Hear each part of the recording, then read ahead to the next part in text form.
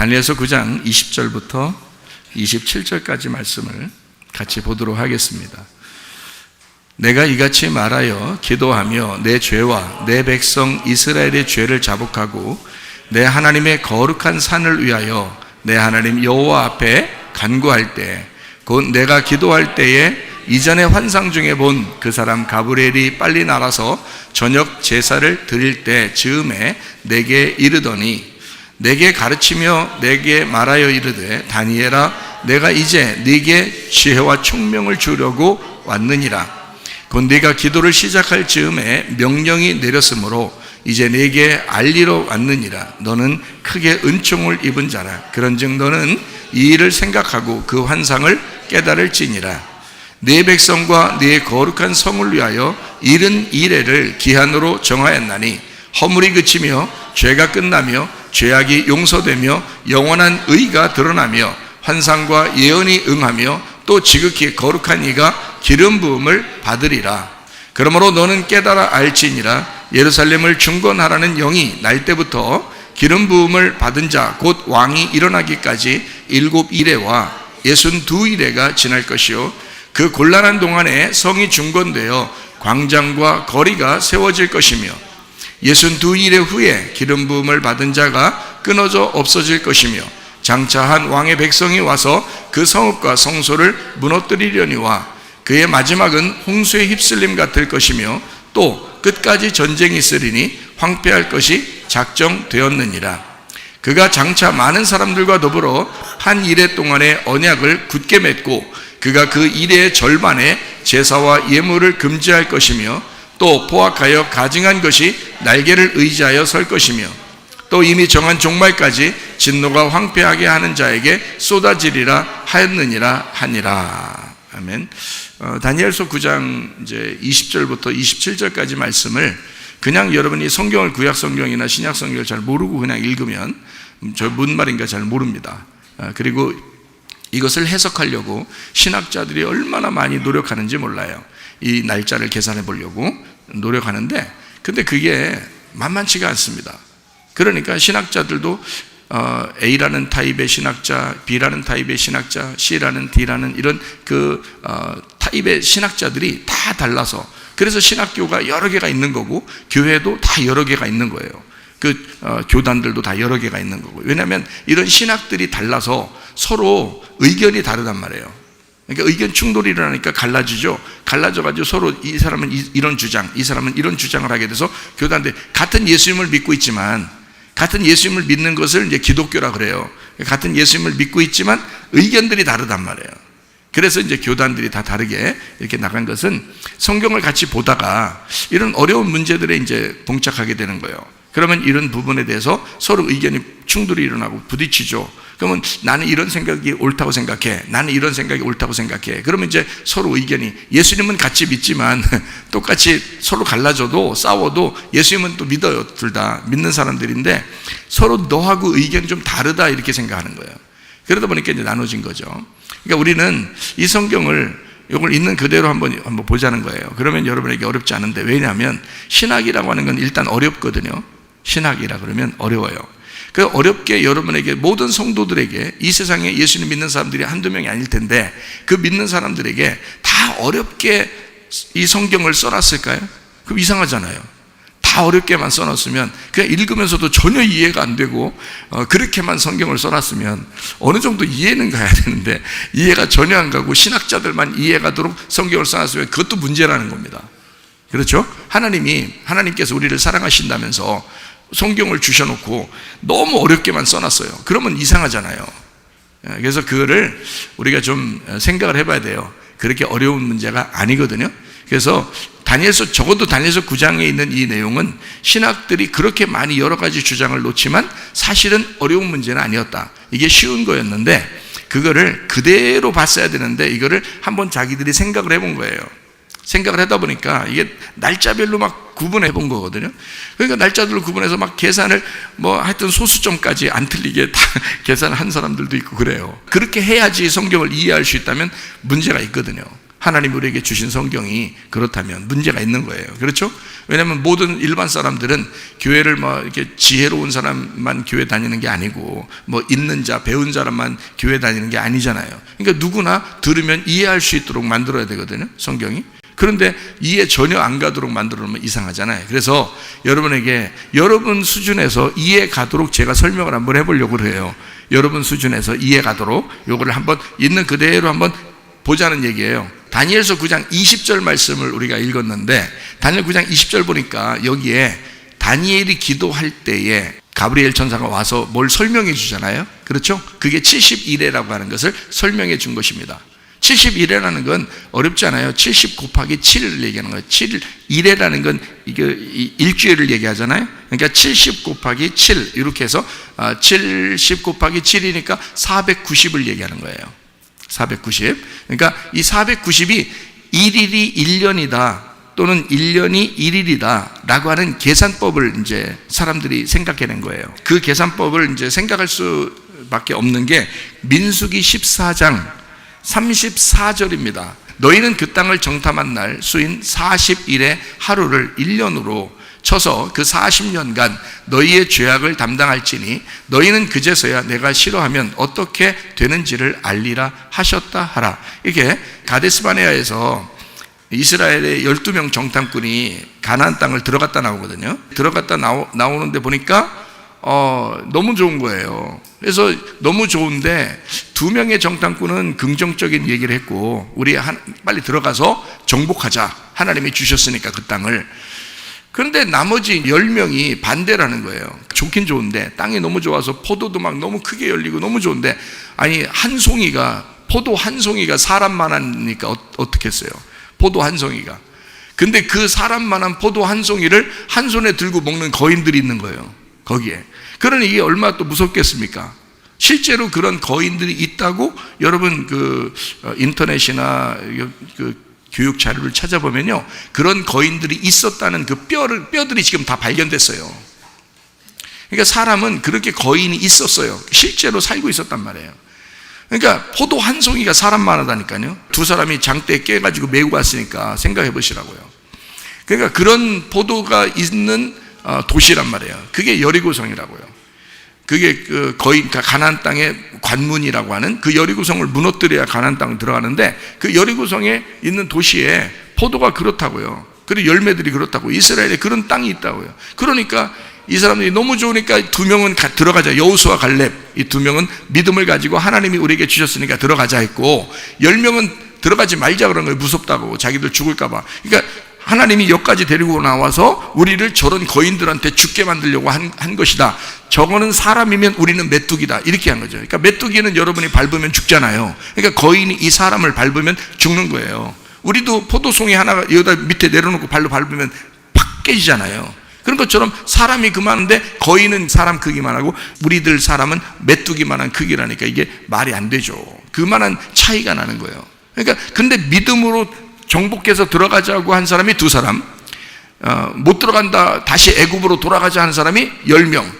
그런 생각을 해보세요. 거기서 그 소리를 듣는 사람들이 누구 말을 더 듣겠어요? 2명 말을 듣겠어요? 10명 말을 듣겠어요? 10명 말을 더 듣는 거예요. 그래서 10명 말을 듣고 사람들이 다 엉엉 울었어요. 그때 그 엉엉 우는 그 사람들에게 하나님은 뭐라고 명령하셨냐면, 너희들이 처음 거기서 태어난 아이가, 광야에서 태어난 아이가 40세 될 때까지, 그러니까 40년간을 너희들이 지금 정탐꾼이 들어가서 가나안 땅을 40일 동안 정탐을 했는데, 40일 동안 그 정탐한 날수를 하루를 1년으로 계산하겠다. 그래서 40년 동안 광야에서 머물도록 하겠다는 거예요. 그래서 광야 40년이 나온 거예요. 근데 그 광야로 나와서 2년이 지난 상태에서 갔다 왔기 때문에 2년을 빼면 38년이 돼요. 그래서 38년 된 병자가 나오는 거예요, 성경에. 그게 광야에서 쓰러져 있는 백성을 얘기하는 겁니다, 그 대표적으로. 그래서 예수님이 일부러 38년 된 병자, 요한복음 5장에 나타나는 베데스다 연못에 있는 38년 된 병자를 일부러 가서 일으켜 세운 거예요. 이렇게 광야에서 쓰러진 자를 주님 만나면 일어나게 된다, 부활시킨다, 이런 의미로 그걸 살려준 거거든요. 안식일 날 예수님이 오시면 이렇게 부활할 것이다 라는 것을 얘기해 준 거거든요. 마찬가지로 40년을, 그러니까 1일이 1년으로 계산해서 40년, 40일 동안 정탐했으니까 40년을 갖다가 광야에서 헤매게 될 것이다 라고 약속한 것이 민수기 14장 34절이에요. 그게 정탐꾼 얘기하다가 이 얘기를 한 거예요. 무슨 말인지 아시겠죠? 예. 그래서 1일을 1년으로 계산하는 계산법이 성경에 나온단 말이에요. 하나님의 계산법이. 자, 또 하나, 에스겔 4장 6절입니다. 그 수가 차거든 너는 오른쪽으로 누워 유다 족속의 죄악을 담당하라. 내가 네게 40일로 정하였나니 하루가 1년이니라. 이렇게 하나님은 에스겔에게 둘이 이제 40일 동안 네가 그 이스라엘 백성을 대신해서 네가 40일 동안 그 퍼포먼스 몸으로 보여줘라. 그런데 이거를 네가 40일 동안 보여준 이것이 1일이 1년으로 계산하겠다. 이렇게 계산법을 성경에 나와 있어요. 그러니까 70일이라고 하는 다니엘서 9장에 20절에 뭐라고 되어 있냐면 다니엘이 이제 기도하게 되잖아요. 그러니까 20절, 21절, 21절도 한번 봐봐요. 내가 기도할 때에 가브리엘이 내려왔죠. 그리고 이제 얘기하기를 70일에로 너하고 약속을 하겠다 이런 말이 또 나오죠. 그 뒤에 얘기죠. 22절, 23절, 24절, 25절, 26절 이렇게 쭉 나오죠. 그게 71회란 말이에요. 71회. 그러니까 70 곱하기 7을 얘기하는 거예요. 그러면 490일이잖아요. 490일인데 그걸 1일을 1년으로 계산하면 어떻게 돼요? 490년이 되는 거예요. 자, 그러니까 자 여기에 다니엘서 9장에 여기 지금 9장 20절부터 27절까지가 사람들이 그렇게 헷갈려하는, 신학에서 그렇게 헷갈려하는 그런 내용인데 이 말이요. 여기를 한번 쭉 보면 이렇게 되어 있습니다. 20절이 가장 중요하거든요. 내가 이같이 말하여 기도하며 내 죄와 내 백성 이스라엘의 죄를 자복하고 내 하나님의 거룩한 산을 위하여 내 하나님 여호와 앞에 간구할 때 이렇게 나오잖아요. 그러니까 여기는 지금 다니엘이 9장에 누구를 위해서 기도하고 있다는 얘기를 나왔어요? 자기 백성을 위해서, 자기 나라를 위해서 기도하는 거예요. 그 나라가 어디예요? 이스라엘 나라란 말이에요. 그렇죠? 이스라엘 백성, 이스라엘 나라를 위해서 기도한 거잖아요. 자, 24절을 봐봐요, 그럼. 이게 지금 이제 가브리엘이 얘기하는 겁니다. 하나님의 명령을 받아서 가브리엘이 다니엘에게 얘기하는 거예요. 자, 그러면 네가 네 백성과 네 나라를 위해서 기도했으니까 내가 너한테 이런 응답을 주겠다. 네 백성과 네 거룩한 성을 위하여. 그게 누구예요? 새 예루살렘, 이 예루살렘이거든요. 네 백성은 이스라엘 백성을 얘기하고 네 거룩한 성은 예루살렘을 얘기하는 거란 말이에요. 그렇죠? 그러면 이것은 다니엘서 9장 20절부터 27절까지의 내용은 누구를 위해서 쓴 거예요? 이스라엘 백성들을 위해서 쓴 거예요. 이스라엘 백성과 그 나라 예루살렘을 위해서 쓴 거예요. 그러니까 70일에는 언제 어떻게 이루어져야 돼요? 누구한테 이루어져야 돼요? 예루살렘과 이스라엘 백성들에게 이루어져야 된다는 거지. 70일에는 이방 백성들을 위해서 이루어지는 게 아닙니다. 이스라엘 백성들을 위해서, 이스라엘 나라 예루살렘을 위해서 이루어져야 하는 내용이라고 얘기해. 자, 이제 여기까지 이해가 되겠죠? 다니엘서 9장의 내용은 이렇게 되어 있는 거예요. 그런데 이거를 자꾸 예루살렘과 이스라엘 백성들을 이루어지는 것을 마지막 7년 대환란이 있는데 거기에는 이제 이방인들이 이제 거기에 해당된다 뭐 이런 식으로 자꾸 이제 바꿔놓는 거예요, 생각을. 그러다 보니까 7년 대환란을 놓고 앞에 뒤에를 자꾸 얘기를 하려니까 7년 대환란 앞에서 휴거되냐 7년 대환란 끝나고 휴거되냐 이제 이런 얘기를 또 하는 거예요. 근데 그런 게 아니거든요. 이게 지금 예루살렘과 이스라엘 백성들을 위해서 얘기한 70일회가 정확하게 이루어져야 된단 말입니다. 누가 오기 위해서 지금 이걸 썼냐면 예수님이 와야 되니까 쓴 거예요. 자, 그래서 예수님이 와야 되니까 쓴 거니까 25절을 이렇게 보면요. 25절을 보면 너는 깨달아 알지니라 예루살렘을 중건하라는 영이 날 때부터. 그러면 예루살렘을 이제 건축하라고, 다시 재건축하라고, 다시 세우라고 그런 명령이 떨어질 때부터 기름 부음을 받은 자, 곧 왕이 일어나기까지, 그 기름 부음을 받은 자는 이제 메시아를 얘기하는 거예요. 메시아라는 단어예요. 그게 이제 메시아가 신약에서는 무슨 단어라고 했어요? 그리스도라 이렇게 대답했죠. 그죠? 그래서 신약의 크리스토스가 구약에서 메시아라고 말할 때는 그걸 기름 부음 받은 자라는 뜻이에요. 그러니까 여기 기름 부음 받은 자라는 것은 메시아를 얘기하는 거란 말이에요. 자, 메시아가 올 거다 이런 말이에요. 메시아가 온다. 그리고 그 메시아가 이제 신약에서는 그리스도라고 여겨지게 될 것이다. 그래서 바울이나 초대교회 주님의 제자들은 잘 생각해 봐요. 성경 사도행전이나 뭐 이런 데 보면요, 그 사람들이 전도할 때 어떻게 전도했어요? 뭐라고 전도했어요? 전도하는 거 성경 사도행전에 나오거든요. 그 사람들 전도 방법 어떻게 전도했냐면 예수는 그리스도라고 전도했어요. 이게 왜 그러냐면 그 사람들은 구약 성경을 알고 있는 사람들이에요. 이스라엘 백성들은. 그렇죠? 그럼 그 사람들에게는 지금 뭐라고 설명해야지 예수를 믿겠어요? 너희들이 죽인 예수가 우리가 그토록 기다리던 그리스도, 그가 메시아다라는 걸 설명해 줘야죠. 무슨 말인지 알겠어요? 너희들이 그토록 기다리던 메시아가 예수라는 이름으로 왔는데 너희들이 죽인 거다. 요거를 이제 설명해 주는 거예요.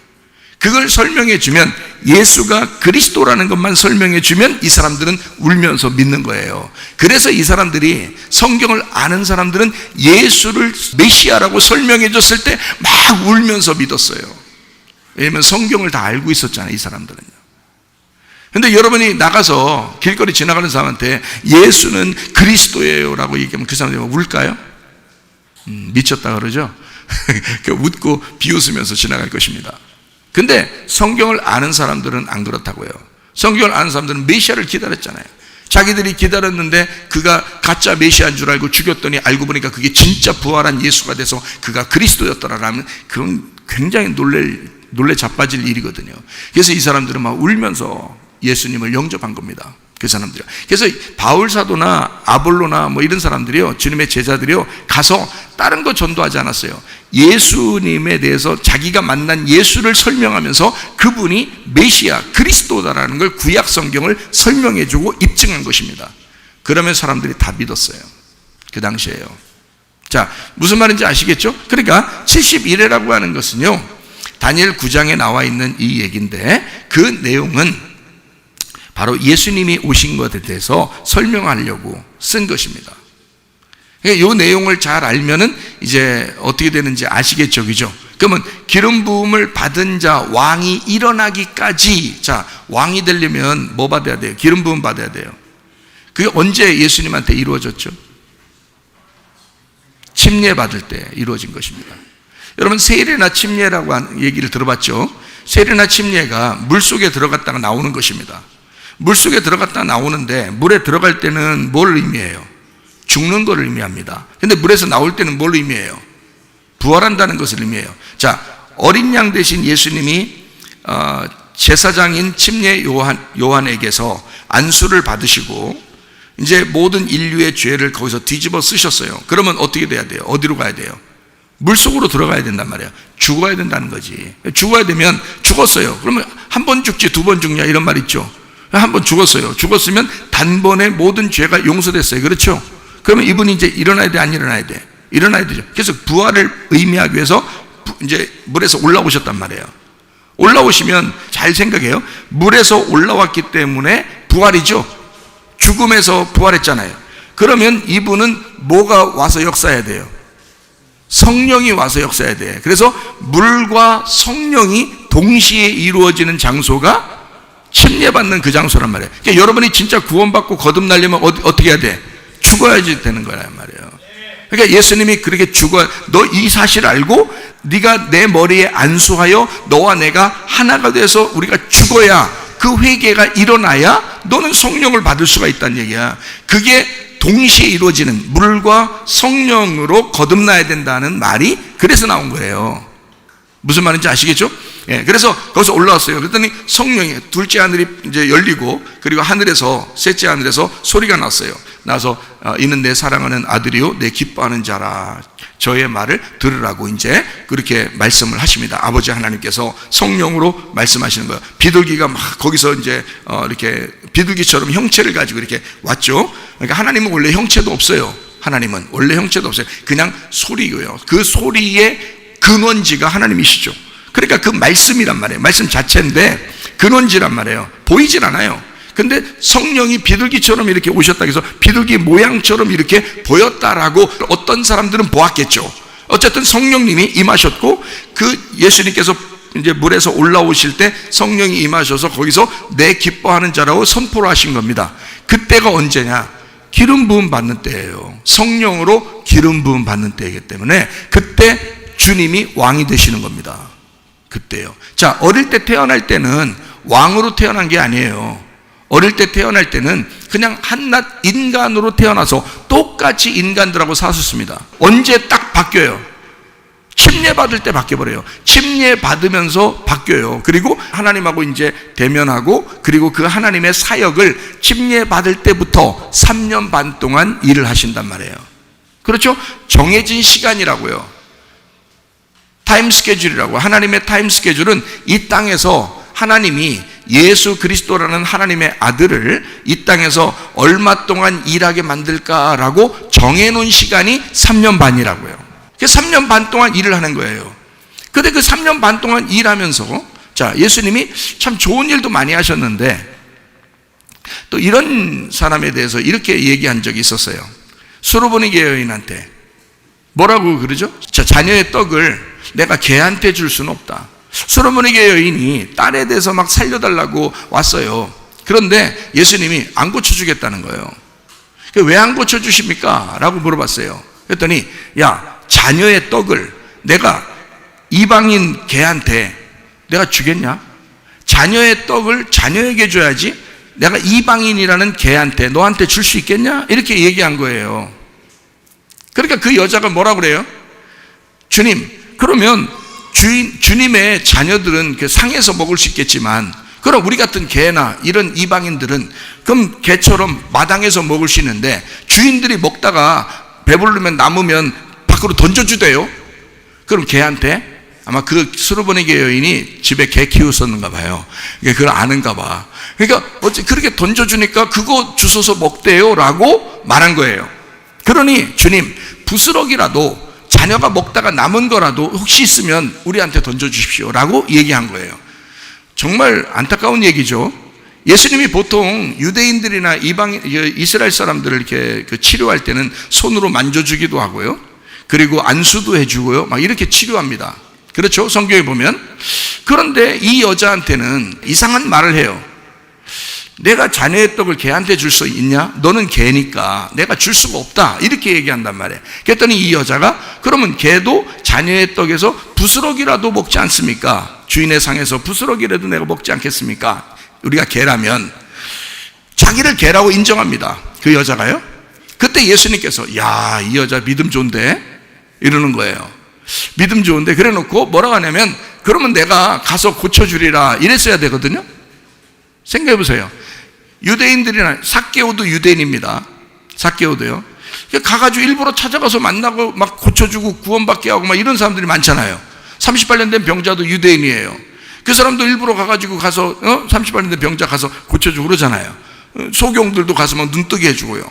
유대인들입니다. 그런데 이 여자한테만큼은 가서 고쳐준다는 얘기를 안 하고 개라고 얘기하고, 그 여자가 자기 개니까 그럼 부스러기 주세요 라고 했을 때 이 예수님이 뭐라고 얘기하면, 네 믿음이 참 귀하다. 네 믿음이 너의 딸을 구원했다. 네 믿음이 너를 구원했다. 이렇게 말해요. 네 믿음이. 자, 그 말은 무슨 말이에요? 내가 직접 가서 고쳐줄 수 없다 이 말이에요. 그렇죠? 자기가 직접 가서 고쳐줄 수는 없다. 그러나 네 믿음이 그렇다면 그 믿음이 너의 딸을 구원할 것이다. 네 믿음이 그렇다면 네 믿음이라는 것이 네 속에서 역사해서 너를 구원할 것이다. 그 말이거든요. 이게 무슨 말인지 알겠어요? 예수님이 왜 그 여자한테는 유독 그렇게 했느냐? 다니엘서 9장 때문에 그런 겁니다. 다니엘서 9장 때문에. 그럼 다니엘서 9장이 뭐라고 이렇게 예언되어 있기 때문에 그런 거예요? 그러므로 너는 깨달아 알지니라. 예루살렘을 중건할 영이 날 때부터 기름 부음을 받은 자 곧 왕이 일어나기까지 7일에와 62일에가 지난다는 거예요. 그러니까 한마디로 69일에가 지난다는 얘기죠. 69일에가 지나서 그때 이제 누가 나타난다는 거예요? 왕이 나타난다는 거예요. 기름 부음 받은 자 왕이 나타난다는 거예요. 이게 정해진 시간입니다. 이게 정해진 시간이에요. 그러니까 다니엘서에 정해진 시간이 이렇게 나오는 거예요. 예수님의 그 정해진 시간이. 그럼 요 시간이 언제인지 우리가 알면 되잖아요. 예수님이 침례받는 때가 언제인지 아시면 되잖아. 그러니까 요건 계산할 수가 있는 거예요. 이런 것은 스케줄이니까. 자, 예수님의 침례받는 시간이 AD 26년 혹은 AD 27년입니다. 예수님이 십자가 못 박혀 돌아가신 것이 AD 30년이에요. AD 29년 혹은 AD 30년 이렇게 됩니다. 그러니까 예수님이 3년 반 동안 일하셨죠. 그리고 십자가 지시고 부활하시고 올라가셨죠. 그때가 AD 30년이니까 AD 29년 30년이니까 여기서 3년 반을 빼니까 AD 26년에서 27년이 나온단 말이에요. 몇 월 며칠 날 몇 년도에 침례를 받았다라고 성경에 안 써 있죠. 그러나 이 세상의 역사에서는 예수님이 십자가 못 박혀 돌아가신 사건이 굉장히 큰 사건이기 때문에 그때 기록한 역사 기록가들이 있어요. 그 예수님에 대해서 역사를 기록했는데 그게 AD 29년에서 AD 30년 그때 돌아가셨다고요. 십자가에 매달린 사건이 기록이 되어 있다고 역사적으로. 그러니까 우리가 알죠. 그러면 그때서부터 3년 반을 빼야 되죠. 3년 반을 빼니까 AD 26년에서 AD 27년이 나와야죠. 그렇죠? 그럼 그때까지가 어느 시간이에요? 7 이래와 62 이래가 지난 시점이 돼야 된단 말이에요. 그 시점이. 그죠? 그게 490년에서 7 이래와 62 이래가 지나니까 483년이 돼야 된단 말이에요. 그 시점이. 그죠? 483년이 지나는 그 시점. 그리고 예수님이 이제 침례를 받으시는 시간이란 말이에요. 그 시간이. 그리고 3년 반 동안 일하시고 십자가를 지신다. 이렇게 시간이 정해져 있었던 거예요. 예수님은 하늘에서 이 땅에 내려올 때 시간이 정해져 있었어요. 그래서 마리아하고 요셉하고 예수님이 네 마리아 뱃속에 들어가서 나올 것이다 라고 가브리엘이 내려와서 얘기를 해줬어요. 그 얘기해 줄 때까지 몰랐어요. 자기들도. 그렇죠? 그러니까 예수님이 오시는 시점은 아무도 몰랐던 겁니다. 지금 우리가 이 세계의 역사를 보고 달력을 보니까 예수님의 그 시간적인 역사를 볼 때 그 앞으로 계산해 보니까 정확하게 그 시점이란 말이에요. 그러면 AD 30년에 십자가 못 박혀 돌아가신 건 확실하고 역사적으로 그러면 그 앞으로 26년이나 27년 그렇게 침례받을 때 하고 그 다음에 그때까지가 뭐냐면 30세거든요. 예수님이 왜 30세가 돼야 일을 시작하느냐면 성경에 제사장들의 일을 할 때 제사장들이 일할 때가 30살이 돼야 돼요. 남자가 30살이 돼야 제사장 일을 하게 돼 있어요. 그러니까 30세 때 일을 할 수밖에 없어요. 그 전까지는 똑같이 사는 거예요. 인간들하고. 그리고 30세가 돼서는 내가 때가 됐구나. 이래서 그때가 시점이 딱 돼서 3년 반 동안 이제 일하게 되는 거거든요. 그러니까 침례를 받으러 예수님이 침례 받으러 갔어요. 침례 요한한테.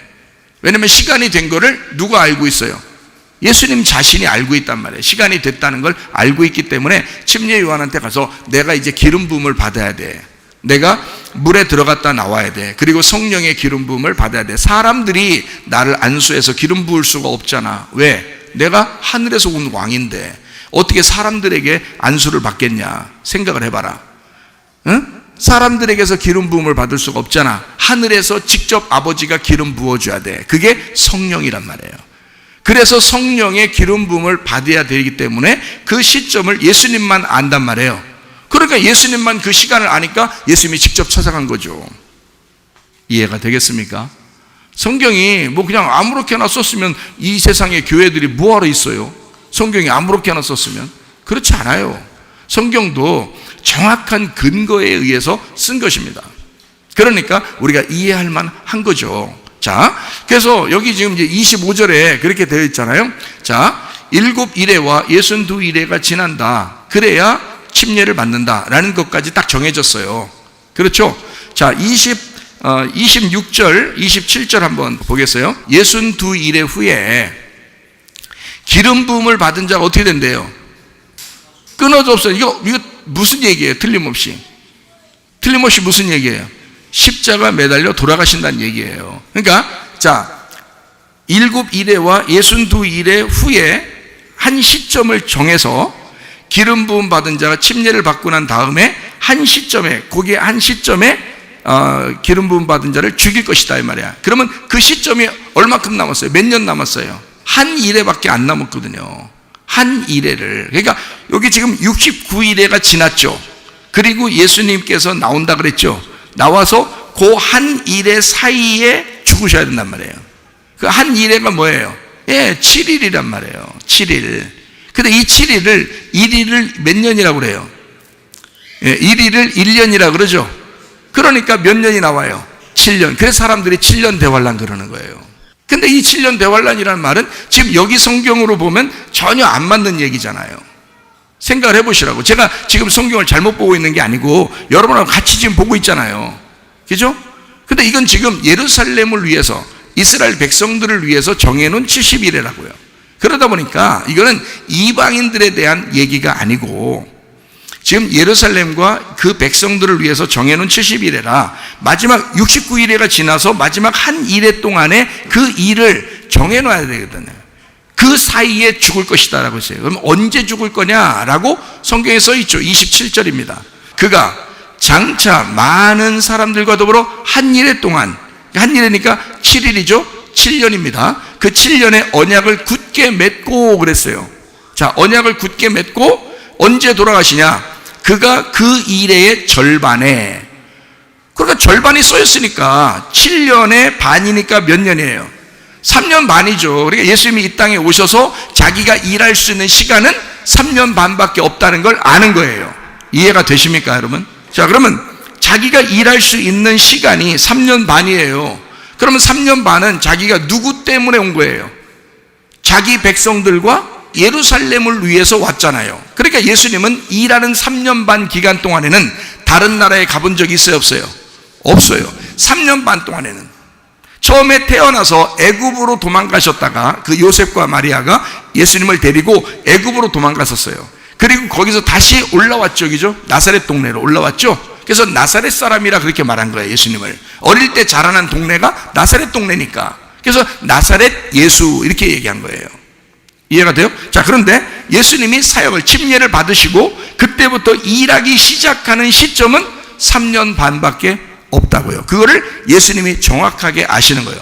그러니까 예루살렘에 들어갔다가 또 들어갔다가 하겠죠. 들어갔다 나왔다 하겠죠. 그 예루살렘 근처에 있으니까 들어갔다 나왔다 해요. 그러다가 마지막 때 돼서는 자기가 또 예루살렘으로 가자 그래요. 사람들이 자꾸 예수님 잡아 죽이려고 그러는데 왜 자꾸 들어가려고 그럽니까? 이제 때가 다 돼서 그래. 이렇게 얘기해요, 예수님이요. 성경 잘 읽어보셔요, 여러분. 그러니까 때가 다 돼서 그래. 누구만 알고 있었던 거예요, 그 때를? 예수님만 알고 있었던 거예요. 그러니까 그 때가 다 돼서 그래 하고서 자기가 또 예루살렘을 일부러 들어갑니다. 거기서 잡혀야 되니까. 이해가 돼요? 자, 그러니까 한 일에 7일이라는 7년 그 사이에, 그 중간에, 딱 중간에 제사와 예물을 금지한다 그랬어요. 그렇죠? 그러면 제사와 예물을 금지하면 어떻게 돼요? 십자가 못 박혀 돌아가셨는 다음에 지금 우리가 소 잡아드리고 양 잡아드리고 그러나요? 그러지 않죠? 예수님 잡아드리는 거예요. 우리가 사실 예수님의 이름으로 예배를 드리고 있는 것입니다. 예수님 십자가 못 박혀 돌아가신 이후에는 소 잡아드리고 양 잡아드리지 않아요. 그런 제사는 끝났다고요. 여기에 제사를 끝내러 왔기 때문에 그런 거예요. 자, 제사 끝내는 게 성경에 나오잖아요. 제가 지금 잘못 보는 게 아니라 그럼 성경 그대로를 보란 말이에요. 그렇죠? 그러면 마지막 7년, 그러니까 7년 대환란이라는 얘기는 없는 거잖아요. 어디에서 성경에 7년 대환란이라는 그대로 글자가 써 있습니까? 없죠. 여기에 나오는 것 때문에 쓴 거거든요. 다니엘서 9장에 나오는 것 때문에 사람들이 7년 대환란 얘기를 하는 거예요. 자, 7년 동안 대환란이 있든지 3년 반 동안 대환란이 있든지, 그래서 예수님이 그러면 중간에 죽으니까 3년 반 끝났죠. 그 나머지 3년 반이 남았죠. 그래서 사람들이 그러면 그 3년 반이 마지막 때 일어날 환란이야. 그래서 3년 반 환란 얘기하는 사람들도 있습니다. 들어봤죠? 그럼 그게 다 여기서 나오는 거예요. 이 다니엘서 9장에서 나오는 거예요.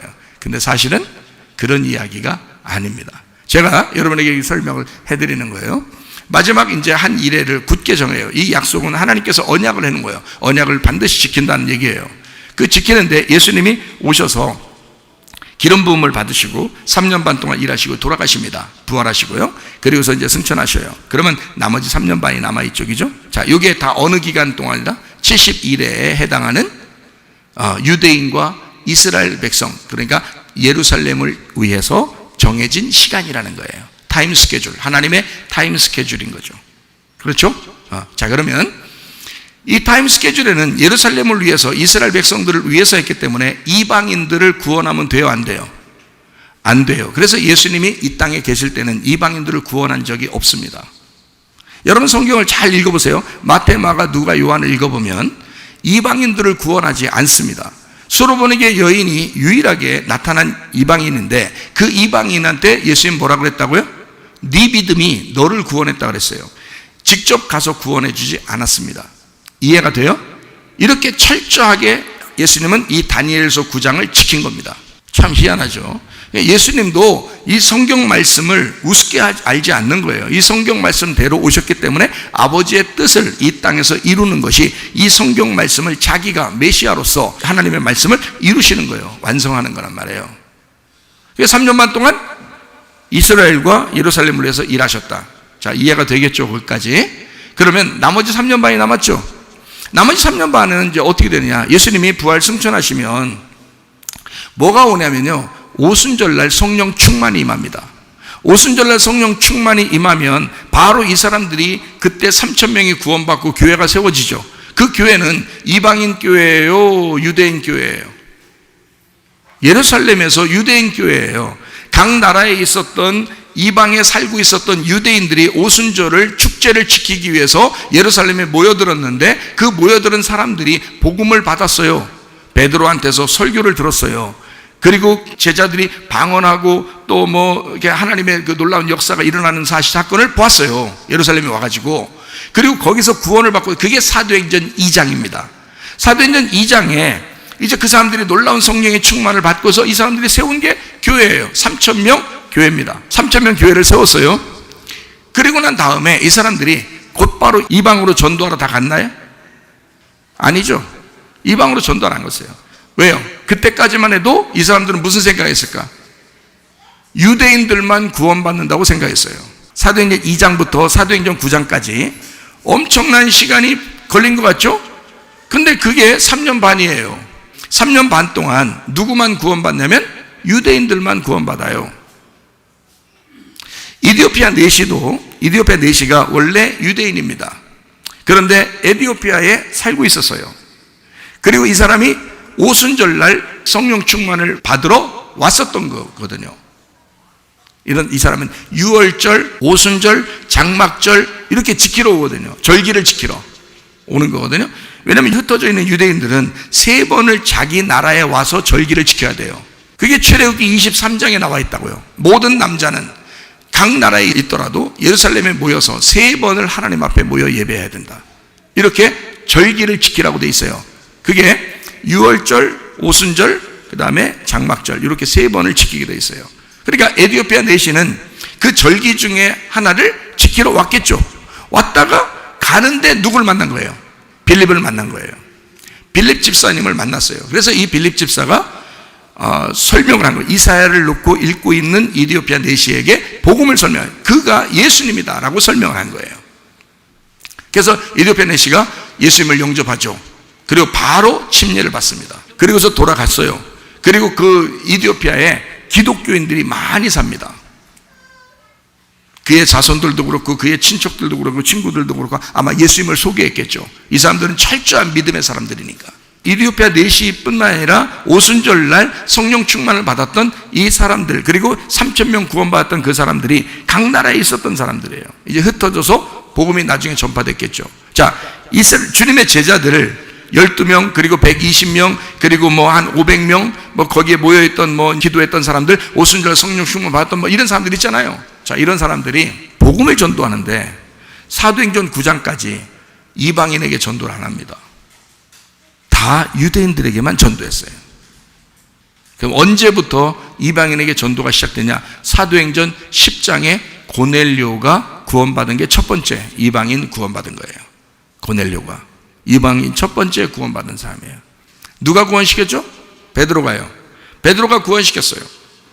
베드로는 천국 열쇠를 가지고 있어요. 예수님께서 야, 천국 열쇠를 너한테 주겠다 이랬잖아요. 그러니까 베드로가 말씀을 증거해 줘야 되는 거예요. 이 고넬료가. 천국 열쇠가 뭐야? 예수님이잖아요. 그 복음의 키예요. 예수님을 전달한 거예요, 고넬료한테. 그래서 그 고넬료가 복음을 받고 예수를 영접했어요. 거기서. 그게 이방인 첫 번째 구원입니다. 자, 그때부터 누가 나타나요? 이제 사도행전 11장부터 누가 나타나요? 바울이 나타나는 거예요. 사울이라는 바울이 나타나는 거예요. 여러분, 바울이 그 전에 막 나타나는 게 아니에요. 그 전에는 뭐가 있었냐면 스데반을 죽일 때 나타나요. 사도 바울이라는, 사울이라는 바울이 스데반을 죽일 때 나타나요. 스데반을 죽이고 난 다음에 그리고 또 여러 사람을 죽이러 가다가 예수님을 만난 거예요. 예수님 만났다고 그날부터 다른 사람 이방인들 잡아다가 전도했을까요? 아니에요. 바울도 역시 그냥 예수님 만나고 난 다음에 기다리고 있었어요. 하나님의 명령을 기다리고 있었어요. 그 시간에. 언제까지? 유대인의 시간이 끝날 때까지. 그게 유대인의 시간이 끝나는 때가 고넬료가 구원받는 때란 말이에요. 그럼 그때부터 이제 누가 등장을 해야 돼? 예, 사도 바울이 등장해야 되는 거예요. 바울이 등장해서 그때부터는 이방인들을 전도해야 되는 거예요. 그게 사도행전의 뒷부분입니다. 그래서 바울은 별데 다 가죠, 그죠? 예, 이 나라도 가고 저 나라도 가고 로마도 가서 거기 있고요. 로마 황제까지 가서 바울이 전도합니다. 물론 예수님을 영접한 건 아닐 수도 있어요. 그렇지만 전도하는 것까지 다 가요. 뭐 총독이든지 뭐 황제든지 상관없어요. 바울은 이방인들이라면 다 이제 전도하러 다닌단 말이에요. 처음에는 누굴 만나면 유대인들을 만나요. 어디 가든지 유대인들이 있으니까 유대인들을 만나서 같이 얘기를 해요. 그리고 토론하고 그 중간에 이제 생겨나는 이방인들에게 전도합니다. 바울이요. 그때부터는 이방인이 전도가 나와요. 사도행전 11장부터는. 그런데 그 전까지는 안 나타납니다. 유대인 전도밖에 안 나타나요. 왜 그럴까요? 그때까지가 70일에 정해져 있는 시간이기 때문에 그렇습니다. 70일에. 그러면 70일에서 마지막 한 일에, 7년이라는 한 일회를 중간에 예수님이 돌아가시고 부활하셨죠, 그죠? 그러면 3년 반이라고 했죠, 그날이. 그럼 나머지 3년 반이, 그 나머지 3년 반 동안 그 안에 유대인들이 전도되고 스데반이 죽고 그리고 고넬료가 구원받고 이게 끝나는 거예요. 그게 사도행전 10장까지라고요. 그러니까 성경은 정확하게 시간을 정해놓고 이 일을 하고 있었던 겁니다. 자, 하나님의 타임 스케줄이라는 것은요, 주먹구구식으로 이렇게 하지 않는다는 거예요. 하나님에게서는 정확한 어떤 시점이라는 게 있는 거예요. 예수님이 그냥 주먹구구식으로 성령 충만하게 만들려고 오순절날 아무렇게나 니네 몰라, 니네 어느 때인지도 모르는데 그냥 기다려봐, 어쨌든 한참만 한 100년 후에 성령 충만할게요, 이런 게 아니란 말이에요. 예수님 부활 승천하고 난 다음에가, 그게 언제면 예수님 부활하시고 난 다음에 40일이 지난 다음에요. 그걸 사순절 이런 얘기도 하잖아요, 그죠? 그러니까 예수님 부활하시고 40일이 지나서 승천하시는 거예요. 왜? 그래 놓고 뭐라 그러면, 야, 조금 있으면 너희들한테 하나님의 약속한 것이 내려올 거거든. 그게 성령님이십니다. 성령의 충만해요. 내려올 거니까 너 니네는 예루살렘을 떠나지 말고 있어라. 그렇게 말씀합니다. 예수님이요. 그게 누가복음 24장하고 사도행전 1장에 설명하고 있죠. 그러니까 그 성령의 충만이 임해야 하나님의 일들을 땅끝까지 이루기 때문에 성령의 충만이 임할 때까지는 가만히 있으라는 거예요. 그게 며칠 동안이야? 10일 동안이에요. 10일 동안. 그 10일 동안 머물러 있어야 되는 거예요, 거기에. 그렇게 해야지. 한 100년은 머물러 있어라 그러면 충만하게 돼. 그렇게 말 안 한다고. 왜냐하면 예수님은 그 타임 스케줄을 정확하게 알아요. 그러니까 언제쯤 성령 충만이 임하고 그것도 오순절날 임해야 된다는 걸 알아요. 그날 임해야 된다는 걸 정해놓은 시간이란 말이에요. 그러니까 그 정해놓은 시간을 정해놨으니까 자기는 40일이 돼서 딱 올라가야 되고, 그 다음에 나머지 10일 동안 있으면 너희들은 여기서 성령 충만 받을 거니까 기다리고 있어. 그거 충만 받으면 성령이 그냥 다 데리고 다닐 거니까 니네가 가기 싫다고 해도 안 가는 게 아니야. 다 성령이 데리고 다닐 것이다. 성령의 능력이거든요. 자, 그거를 3년 반 동안 유대인들을 위해서 일하게 되고, 나머지는 이제 지금까지 이방인들이 구원받는 시대란 말이에요. 지금까지 바울로부터 시작해서 지금까지 이방인들이 구원받는 시대예요. 자, 그래서 제가 요걸 이제 이런 타임 스케줄이 정확하게 성경에 정해져 있다면, 그러면 뭔가 주님의 재림도 또는 우리가 휴거당하는 것도 또 이 성경의 마지막, 이 세상의 마지막 날 종말이라는 것도 어느 정도 정해져 있다는 것입니다. 그게 우리는 날짜를 모르지만, 뭐 솔직히 날짜를 모른다고 해야지, 날짜 안다고 그러면 그거 완전 이단되는 거죠. 그러니까 날짜는 정확하게 모르지만 그러나 어느 정도 이게 사인이 있다는 거예요. 이게 보여진다는 거죠. 그래서 제가 정확한 날짜는 하나님만 아신다, 이걸 전제로 하는 겁니다. 그리고 준비되지 못한 사람들에게는 차라리 정확하게 날짜가 안 맞았으면 좋겠다는 거예요. 준비 안 된 사람들을 위해서. 뭐 준비된 사람들은 오늘 오셔도 돼요. 내일 오셔도 되고, 그렇죠? 빨리 오실수록 좋아요. 그런데 아직 준비 안 된 사람들을 위해서 조금이라도 시간을 좀 지체했으면 좋겠다라는 거 하는 게 이제 우리 마음이죠. 성경은 주님의 시간을 어느 정도 정해놓고 썼습니다. 그래서 성경의 시간대로 우리가 보면 보통 2000년 주기라는 말 들어봤죠? 2000년 주기로. 그래서 2000년, 2000년, 2000년 이렇게 주기적으로 이렇게 2000년이 되면 뭔가 큰 일들이 벌어졌다 이렇게 써 있어요. 그게 이제 어떤 그 2000년씩 한 커트 이렇게 나눠지는데, 그게 2000년 주기라면 어느 시간을 얘기하는 거냐면 성경에서 아담 때부터 노아 때까지가 2000년입니다. 이제 뭐 정확하게 몇 월 며칠이에요, 뭐 며칠 지났어요, 뭐 이런 거 우리 모르죠. 그냥 성경에 나와 있는 어떤 숫자를 계산을 하다 보면 거의 2000년 정도를 얘기를 할 수 있어요. 그러니까 아담부터 노아 때까지요. 노아 때까지, 노아 때 이 세상 멸망했죠. 그 2000년. 그리고 노아와 아브라함을 거쳐서 아브라함 때부터 다윗 때까지가 1000년이에요. 아브라함 자손, 이게 나이를 다 계산하면 나오거든요. 성경에 나이가 쭉 써 있으니까 나이를 다 계산하면 이게 나오는 1000년이에요. 아브라함부터 다윗 때까지가. 다윗 때부터 다윗의 자손으로 예수님이 태어나잖아요. 어느 땐가는 태어나야 되잖아요. 예수님도 이 땅에서. 그래서 태어나는 때까지 다윗의 자손으로 오기 때문에 다윗의 자손으로 태어나는 그때까지가 1000년이에요. 몇 년 살다가 죽었다, 몇 년 살다 죽었다, 이걸 쭉 계산하니까 1000년 정도가 나온단 말이에요. 그러니까 아브라함 때부터, 믿음의 조상 아브라함을 하나님이 선택하실 때부터 예수님이 올 때까지가 2000년이에요. 성경이 그냥 거의 그래요.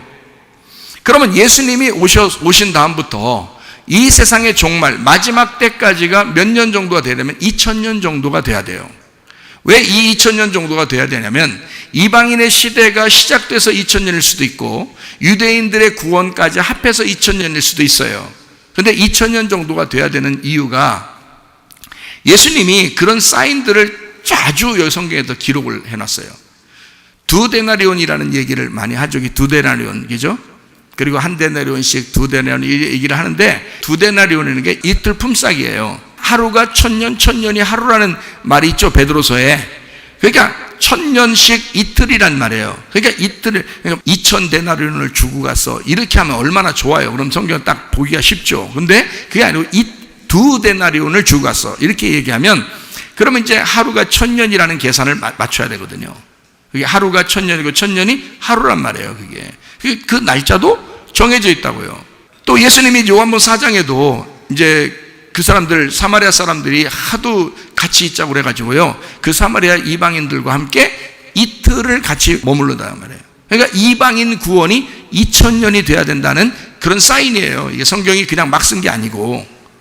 그러니까 성경을 보는 사람들은 대부분 다 2000년 정도 있다가 예수님이 오시겠구나라는 게 거의 목사님들의 생각들이거든요. 그러면 이거를 무시할 수가 없잖아요. 어떤 날짜는 우리가 모르겠지만 어느 정도 이 시간은 거의 다 됐단 말이에요. 자, 그러면 여기 이제 만약에 2000년 주기로 종말과 재림이 이루어진다면 잘 생각해 보실 필요가 있죠.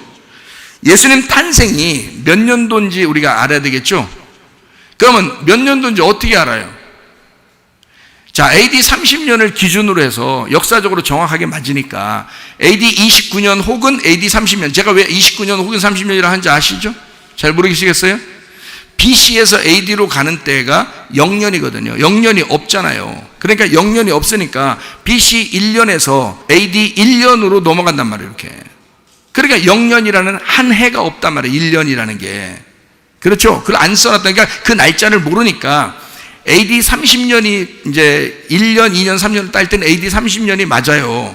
그런데 그게 0년을 빼면 이게 29년이 된단 말이에요. 그래서 내가 29년, 30년 이렇게 얘기하는 거거든요. 그러면 기름 부음 받은 침례를 받으면 거기서 3년 반을 빼면 되겠죠. 3년 반을 빼면 몇 년이에요? AD 26년에서 27년이 맞아요.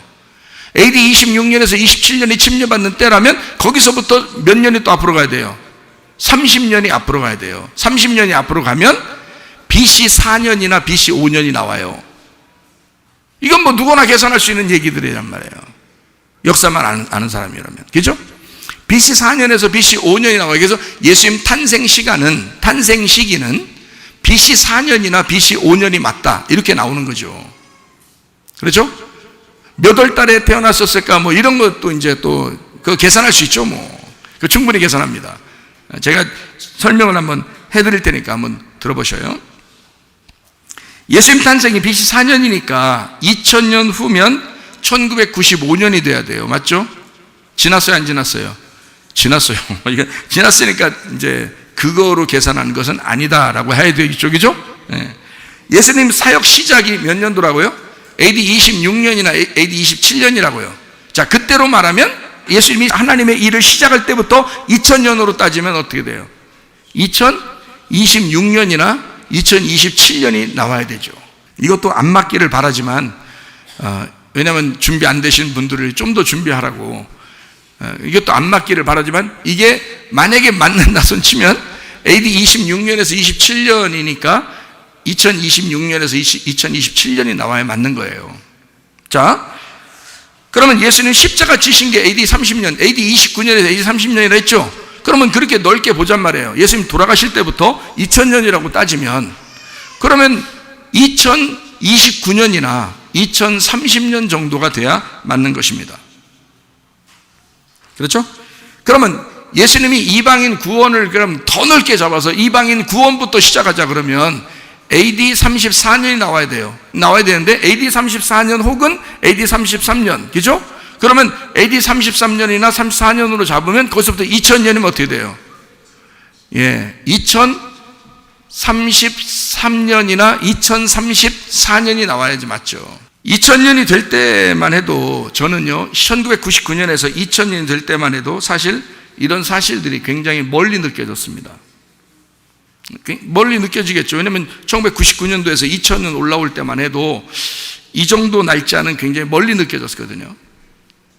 근데 지금이 2021년이니까 주님의 재림을 아무리 생각해 봐도 얼마 남지 않은 거예요. 이 성경의 스케줄로 봐서는. 지금 시대를 봐요. 얼마 남지 않은 게 지금 시대를 보면 기근이 많죠. 어떤 나라는 기죠? 재난의 막 소문들이 많죠. 전쟁의 소문들이 많죠. 지진 같은 거 많이 일어나죠. 또 자연재해 같은 거 많이 일어나죠. 전쟁 테러 같은 거 막 이곳저곳에서 일어나죠. 동성애가 여러분 옛날에 있었어요? 별로 없었죠? 그 말도 안 꺼냈어요. 그리고 한 15년 전만 해도요. 2000년 시작할 때만 해도 별로 그런 게 없었어요. 지금 한 10년, 20년 지나니까 지금요. 동성애 뭐라고 하면은 이상하게 생각해요. 동성애 한다고 이상하게 말하면 이상하게 그러니까 동성애를 이상하다고 얘기하는 사람을 이상하게 생각한다고요, 지금. 그 정도로 시대가 바뀌었어요.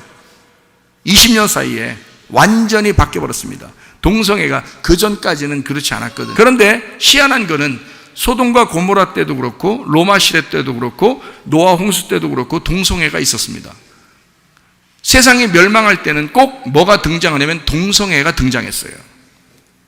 남자가 남자를, 여자가 여자를. 그래서 로마가 멸망한 사건도 보면요, 동성애들이 굉장히 많았어요. 소돔과 고모라 때도 동성애가 굉장히 많았어요. 노아 홍수 때도 마찬가지고요. 사람들이 음란하고 패역한 사건들을 상당히 많이 했습니다. 자, 동성애가 지금 굉장히 만연하죠. 공산당 사상이요. 지금 공산당 사상이 굉장합니다. 지금요. 사람들이 그걸 또 좋아하고요. 자유주의 신학, 신학교들마다 자유주의 신학이라는 게 들어가서 제대로 하나님을 믿음으로 믿자고 하지 않고 과학적으로 믿자고 얘기하는 사람들이 많아요. 자연주의, 자유주의 신학. 지금 또 그리고 돈을 사랑한다. 말세가 되면 돈을 사랑한다 그랬는데요. 돈을 막 사랑하는 사람들이 너무 많습니다. 돈 때문에 하나님도 버려요. 이 세상의 정치나 경제나 이 세상의 정치, 종교 뭐 이런 모든 것들이 다 타락하는 이유가 뭐예요? 돈 때문에 그렇습니다. 사람을 죽이는 것도 돈 때문에 그래요. 자기한테 돈 안 준다고 막 식구들도 죽이기도 하고요. 돈 안 준다고. 돈 때문에 그렇습니다. 모든 것이 돈을 더 사랑한다는 거예요.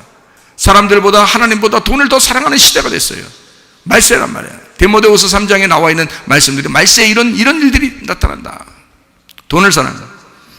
또 하나는 분노 조절 장애입니다. 승질을 얼마나 내는지 말해요. 끄떡 하면 승질내요. 승질내서 싸우고 승질내서 죽이고 이래요. 분노 조절 장애입니다.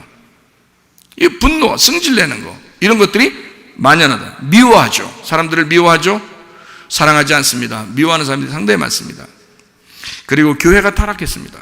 교회가 타락하고 뭐 분명히 알죠. 뭐 워낙 타락했다고 얘기해 주니까 다 알죠. 그러나 그래도 건전하게 믿음을 지키려는 교회들이 상당히 많습니다, 여러분. 타락한 교회들도 있죠. 타락한 종교인들도 많죠. 예. 비난당하는 사람들도 많고요. 얘기하지 않아도 뭐 세상에 다 알려주니까 이미 알고 있을 거예요. 교회 타락합니다. 전염병이 상당히 많이 지금 퍼지고 있습니다. 그런데 예전에 있던 전염병하고 좀 다른 게, 예전에는 전염병이 있으면 그 나라나 그 지역만 그랬어요. 그렇죠? 근데 지금 이번 전염병은 전 세계가 똑같이 오고 있습니다. 그렇죠? 이상하잖아요. 자, 이전까지 한 번도 없었던 일이 이번에 생긴 거예요. 지금 벌써 1년 반이 지났습니다. 그런데 난리죠? 자, 마스크, 백신, 칩, 다 뭐예요? 통제사회로 들어갑니다. 모든 사람들 다 통제하는 거예요. 그래서 너희들 움직이지 마. 집에만 있어. 텔레비전만 보고 있어. 내가 얘기하는 대로, 나라에서 얘기하는 대로 그대로 지켜. 이렇게 이제 딱 통제를 하면 사람들이 못 돌아다니는 거예요.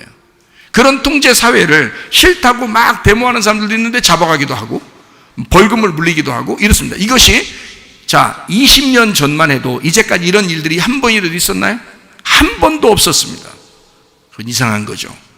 이런 일들이 벌어지고 있습니다. 성경에 보면 이런 짐승과 음녀, 이런 짐승과 음녀라는 이런 준비된 자들이 나타날 것이다. 마지막 때가 되면. 이게 성경대로 지금 이루어지고 있는 사건들이거든요. 자, 그러면 성경이 이제 이런 것들이 시간이 어느 정도 정확하게 되면 이게 마지막 때가 되면 이게 이루어진다라는 것을 우리가 알 수 있는 얘기들이거든요.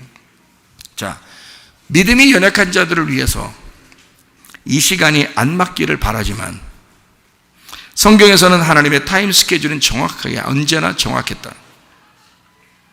성경에서 예수님에 대해서 예언한 모든 게 정확하게 이루어졌다. 예수님에 대해서 뭐만 빼놓고요? 예수님이 재림하는 거 하나만 빼놓고 나머지는 다 이루어졌어요. 성경 똑같이 예수님 재림하는 거 딱 하나만 남겨놓고 나머지는 다 이루어졌어요. 성경에. 그러면 요 재림하는 요거를 안 이루어질까? 이루어진죠. 이게 이루어진다고요. 그거를 기독교인들은 믿음으로 믿는 것입니다. 지금 사람들이 볼 때는 굉장히 바보스럽고 이상하게 보겠지만 성경을 우리가 믿는 사람들이기 때문에 성경대로 이루어진 이 모든 사건이 하나만 남겨놨다. 예수님 재림하시는 이 사건 하나만 남겨놨다. 그래서 이 시간을 우리가 다니엘서 9장을 이렇게 쭉 이렇게 보면서 어느 시점부터 이 시간이 시작돼 예수님에 대한 이야기고요. BC 456년이나 BC 457년 정도부터 시작해야 BC 4~5년이 나오게 됩니다. 이게요, 이 70일의 그 안에요. 그리고 BC 4년에서 5년 사이에 태어나셨다면 AD 26년에서 27년 사이에 침례를 받게 돼요. 그리고 30세, 그때가 30세예요. 그럼 AD 29년이나 AD 30년에 십자가 못 박혀 돌아가시죠. 그리고 부활하십니다. 그리고 다음에 AD 33년에서 AD 34년 사이가 되면 스데반이 순교하게 되고 고넬료가 구원받으면서 이방인 전도가 시작됩니다. 자, 이게 정확한 스케줄이거든요. 하나님의 스케줄. 자, 언제 주님이 몇 월 달에 태어나셨을까? 10월 달이나 11월 달입니다. 여러분이 알고 있기는 12월 달로 알고 있겠지만 그렇지 않습니다. 왜 이게 10월 달에서 11월 달로 우리가 얘기를 할 수 있냐면요. 성경에 몇 월 달이라는 말이 나와야 안 나와요? 안 나오죠. 정확하게 십자가 못 박혀 돌아가신 그 시간을 보고 거기에서부터 거꾸로 가면 다 나와요. 태어나는 게. 잘 생각해 봐요. 예수님 십자가 못 박혀 돌아가시는 것이 몇 월 달에 돌아가셨어요? 4, 5월 달입니다. 왜 4, 5월 달이냐면 그때가 6월절이에요. 우리나라 달력으로 4, 5월 달이 되면 그때가 6월절이라고요. 그럼 6월절 날 돌아가셔야 맞는 거예요. 그러니까 4, 5월 달이 맞죠. 그러면 거기서부터 거꾸로 6개월이 지나가야 되죠. 33년 6개월이 가면 몇 월 달에 태어난지 나오겠죠. 그러면 4, 5월 달에 예수님 죽으시고 부활하셨다면 거꾸로 33년 반을 지나가 봐요. 6개월을. 그럼 몇 월 달에 나와요? 10월 혹은 11월이 나오는 거예요. 태어나는 게요. 자, 그러면 10월 혹은 11월이면 언제가 돼요? 그 계절로 보면. 그러니까 보세요.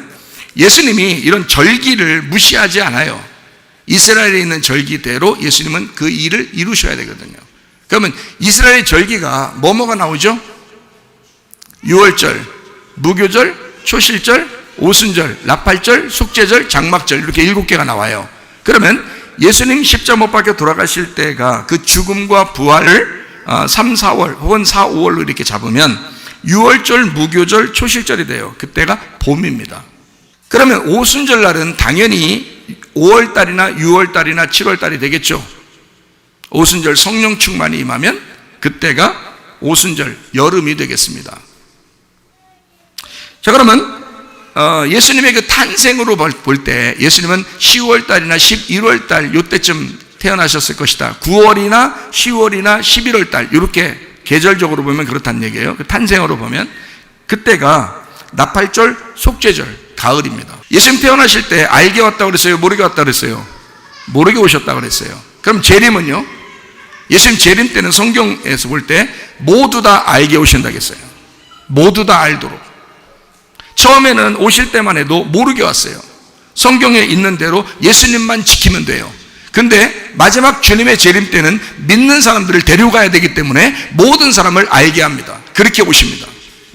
그래서 사람들이 말하는 공중 재림이다, 또는 구름 타고 오신다, 또는 올라가셨던 그대로 내려오신다, 또 우리를 모두 다 데리고 쉬고 갈 것이다, 이런 얘기들이 하는 얘기가 다 알게 오기 때문에 그렇습니다. 자, 장막절은 그러면 언제일까요? 겨울입니다. 겨울, 장막절, 겨울. 물을 기다리는, 새로운 봄을 기다리는, 물을 기다리는 장막절, 겨울에 있습니다. 그때가 안식이에요. 12월이나 1월 혹은 11월 말 이렇게 되겠죠, 그죠? 그래서 그 사이 이제 날짜들은 변하거든요. 음력이니까.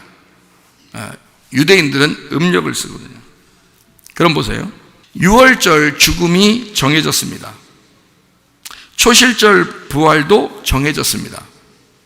그 6월절 기간 안에, 무교절 기간 안에 부활하시거든요. 오순절 성령 충만도 정해졌습니다. 그럼 이 사건들은 다 어디에 해당하는 거예요? 70일 안에 다 이루어진 사건들이에요. 예수님 재림만 하나 남겨놨어요. 그러니까 주님의 재림을 제가 왜 처음 시작할 때 날짜를 모른다 그랬죠? 왜 모르느냐? 잘 생각해 봐요. 어느 정도 우리는 사인이라는 걸 알아요. 계절적으로도 이렇게 우리가 보면요, 봄인지 여름인지 가을인지 겨울인지를 보면 아는데, 겨울은 안식하고 쉬고 들어가는 것을 말하는 거고요, 가을은 추수하는 겁니다. 성경에 가을 추수할 때 열매 익은 곡식들을 거둔다는 말들이 많이 나오죠. 왜냐하면 추수 때가 되니까 그래요. 그러면 그때가 언제냐면 가을이거든요. 그러면 9월, 10월, 11월 잘 보세요. 그러면 이게 언제가 돼야 되냐면 예수님의 탄생도 9월, 10월, 11월. 그럼 예수님의 탄생을 주기로 2000년을 보면 이게 한 사이클이 이렇게 돌아가가지고 다시 가을이 온다는 얘기예요. 그러면 가을 때 곡식들을 거두러 오시는 것이 많이 맞는다는 얘기예요. 그러면 겨울에 쉰다. 겨울에 들어가서 안식하고 쉰다. 이 땅에서는 교회에서 쉰다. 하늘에 올라갈 때는 하늘나라에서 쉰다. 이게 장막절이다. 그래서 땅의 장막이 교회고 하늘의 장막이 천국이라는 얘기예요.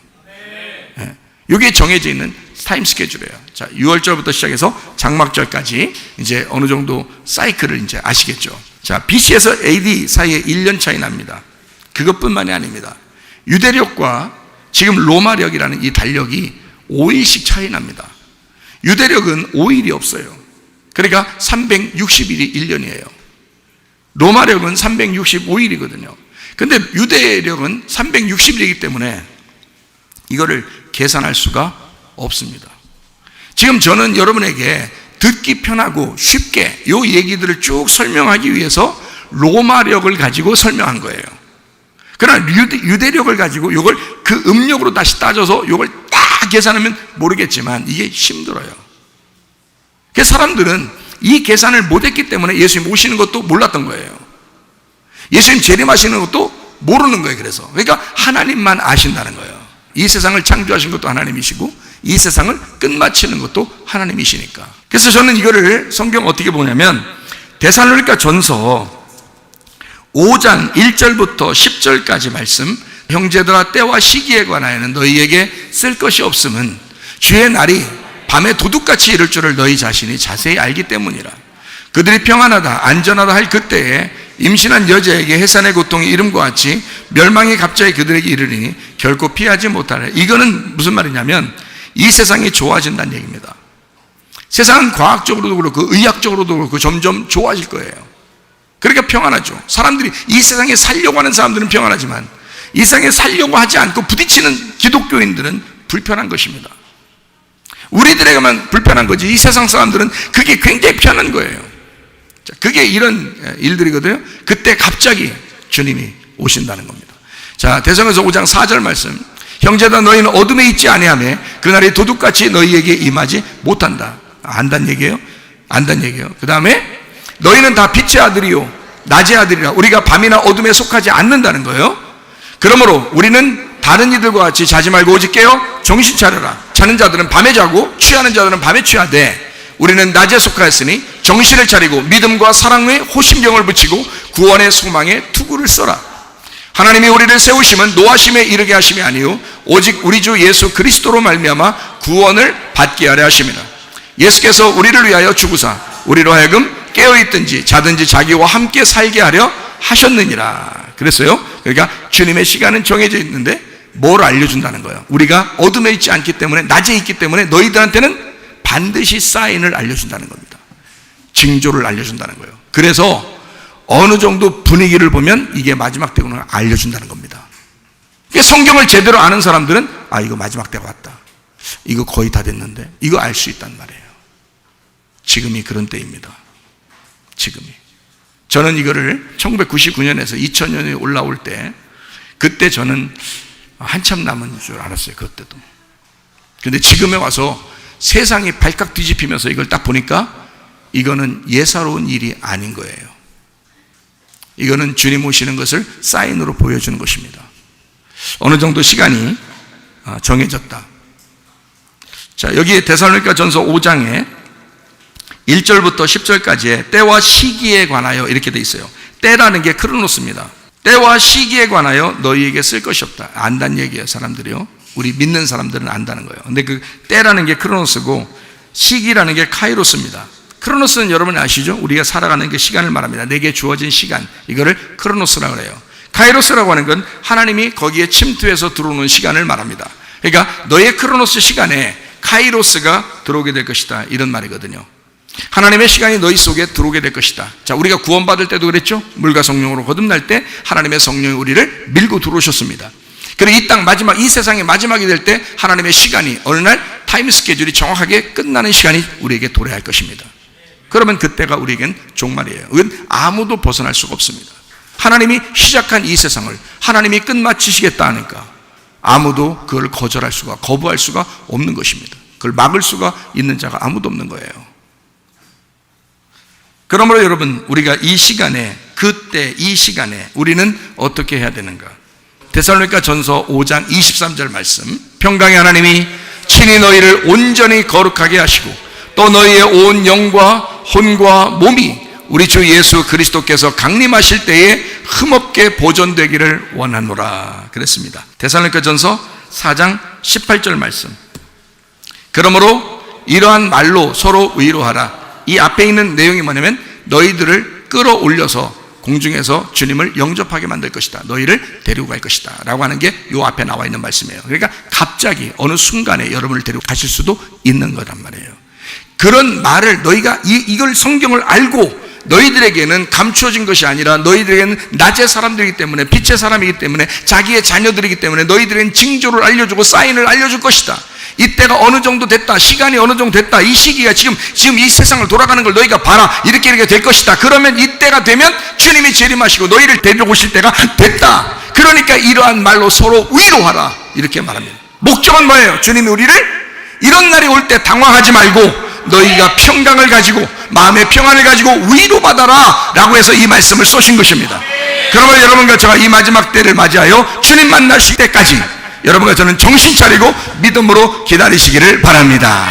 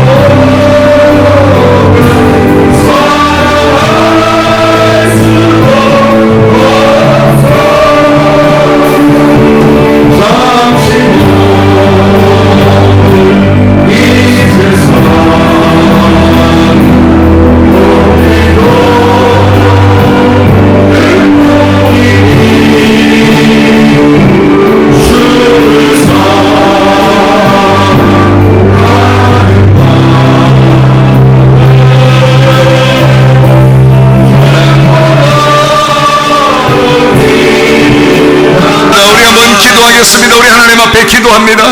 하나님, 내가 준비된 자로 주님 만나기를 원합니다. 주님께서 어떤 타임 스케줄을 정해놨는지 모르겠지만 우리 하나님, 우리는 주님 만날 때 기쁨으로 만나기를 원합니다. 하나님, 이 세상 살아가는 동안에 이 마지막 때에 믿음 지키고 정신 차리고 깨어 기도하다가 주님 만나게 하옵소서. 기도합니다.